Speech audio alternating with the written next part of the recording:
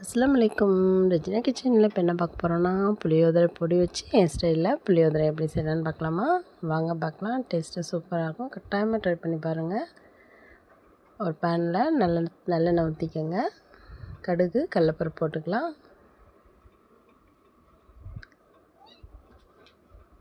கடலையும் போட்டுக்கலாம். அடுத்து கருவேப்பிலை வரமிளகாவும் போட்டுக்கலாம். கொஞ்சம் பெருங்காயம் போட்டு நல்லா வதக்கிடுங்க. கொஞ்சமாக மஞ்சள்தூள் போட்டுக்கலாம். நல்லா வதக்கிட்டு இப்போ புளியோதரை பொடியும் போட்டுக்கலாம். நான் ஆச்சி தான் எடுத்திருக்கேன். நல்லா கலந்துட்டு இப்போ சாப்பாட்டில் போட்டுக்கலாம். நான் கொஞ்சம் ஆயில் கம்மியாக தான் ஊற்றிருக்கேன். நீங்கள் கொஞ்சம் ஆயில் ஊற்றிக்கங்க. சாப்பாடு உதிரியாக வடித்து கொஞ்சமாக எண்ணெய் ஊற்றி கலந்து வச்சுருக்கேன். கொஞ்சம் ஒன்றோட ஒன்று ஒட்டாமல் இருக்கும்.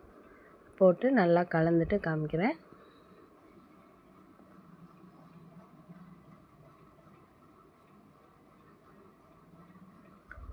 புளியோதரை சூப்பராக ரெடி ஆயிடுச்சு. கட்டாயமாக நீங்களும் செஞ்சு பாருங்கள். செஞ்சு பார்த்துட்டு எப்படி இருந்துச்சுன்னு எனக்கு கமெண்ட்டில் சொல்லுங்கள்.